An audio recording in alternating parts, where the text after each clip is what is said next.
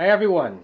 Hopefully my face is familiar, but the space may not be. I'm usually film the pre-Shabbat message from my office. I'm filming today from Cheryl's office, the office of our executive director, and I'll tell you why in a second as I explain what's on the table. Some of you who've been watching these videos, by the way, this video is going to include two stories, some Hasidic teaching, and maybe a meditation at the end. I'm not even sure yet. We'll see what happens. If you've been watching the videos, you know the story. I'll tell very briefly how I lost my wedding tallis a few weeks ago at our soft opening, and it turns out that it was found in someone else's office 2 weeks later. And that Dale Schatz, who was on our faculty at Pressman Academy, heard the story and said that he lost his wedding tallis here 2 years ago. And it turns out it was also found in a pile of talitot, of tallises, that had been sitting in Cheryl Goldman's office because no one had claimed them. And then this past Shabbat, Carla Howard came to me, davens at the library minion. She was celebrating her, I think her 35th, if I have the number right, wedding anniversary. And she came to me kind of with a smile and a sad grin saying, "Can we make it 3 for 3? I said, "What are you talking about?" She said her husband Scott lost his wedding tallis 4 years ago in our community and never found it and was bereft. And she kind of winked at me, "Think we can find that one too?"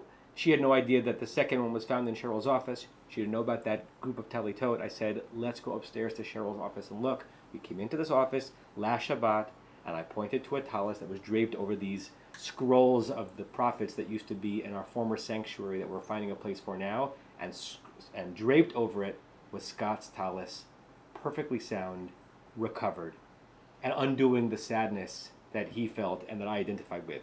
3 for 3. I'm doing it in this office both to tell you the story and to show you we have a collection of talitot that you can see here. They have been left in the building at different times the last few years.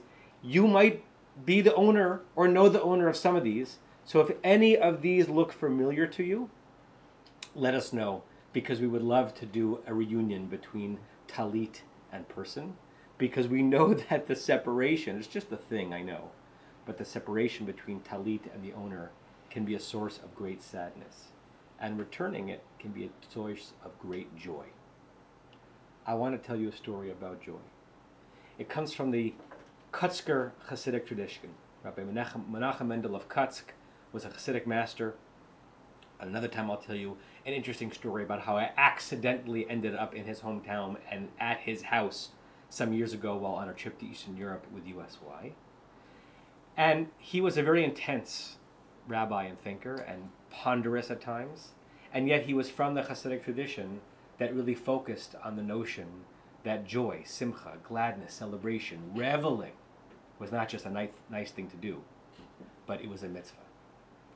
So, the story is that a Kutzker Chassid once was realizing that his life was coming to an end. He was getting sick, and sometime in the age of Hasidic rabbis, and he realized that this was really close to the end of his life. And a friend came to be by his bedside in order to comfort him. And the guy who was dying said, "I have this great, great sadness in my life." The person who came to comfort him thought that the sadness was that he was dying. He says, "The sadness is not that I'm dying. It must be the will of the Holy One for me to leave this world. It must be a heavenly decree. It must be that I have to observe and follow that decree. My sadness is that you're supposed to follow God's decree with simcha, with joy, with celebration. My sadness is that as I lie here dying, I can't go out into the courtyard with you and dance and celebrate my performance even of this mitzvah." The story might be apocryphal, beyond our ability really to understand how could someone really approach such a moment in their life with such joy. And maybe it's because we don't really understand the Torah and its interpretation by the rabbis and the Hasidic sages regarding how joy should be central in our lives and how easily we succumb to the antithesis of joy. In this week's Parsha, Parshat Ki Tavo, there's a long list of curses that the Israelites are supposed to read out to one another once they get to the land of Israel. Blessings for completing the Torah's wishes, and curses if you don't. It's this grand pronouncement, and the curses are pretty wretched. In fact, as we read them in the Torah, we kind of whisper them, and we read through them quickly because we don't want to focus on them. Rabbi Simcha Bunim of Pshischa one of my favorite Hasidic rabbis, both because of what he taught and to pronounce his name, said, the only sin that is mentioned that brings on these curses, meaning it just says if you don't follow the Torah's commands, the only thing that said specifically that's supposed to bring them on is Tachat asher lo avata et Adonai Elohecha b'simcha, because you did not serve the Lord your God with joy.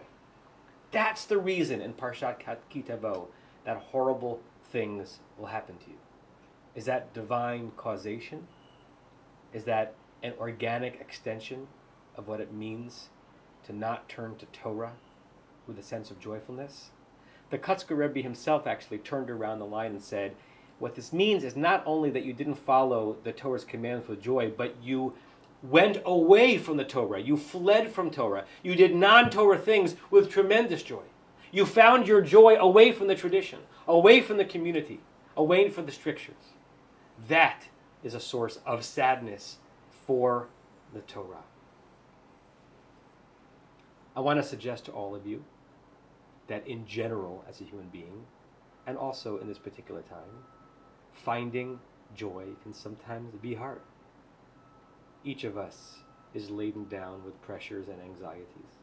Each of us reads the headlines, and the headlines sometimes defeat or inhibit a sense of simcha. And it's actually sometimes our releases from our obligations that can bring us at least temporary joy. My charge to you, and in some ways my charge to myself, is to re-identify the ways that Jewish life in particular, Jewish observance in particular, the study of Torah in particular, the performance of mitzvot in particular, the kindness that we do to one another in particular from a Jewish lens, that we find the simcha, the joy in those moments, and that we use that simcha as an antidote to the pessimism, to the sourness, to the incivility, to the lack of kindness in our society. Last piece of Torah, and I think I'll do it instead of a meditation. Back to Rabbi Simcha ben Pshischa. He quotes a verse from Psalm 105, Yismach lev mefakshe Adonai. Those who search for God, who really search for God, their hearts are joyful. He says normally when you lose something, whether it's a talus or something else that you love, you are sad until you find it. Why are the hearts of those who seek God always joyful, according to the Rabbi Simcha ben Pshischa? Because God is always possible to be found. Doesn't always answer all of your prayers, but if you search for God and spirituality and meaning in your life, you can find it. It will never be lost if you're searching, and therefore your heart can be gladdened in the search and a result of the search. Search well this Shabbat. I look forward to seeing you. Shabbat Shalom.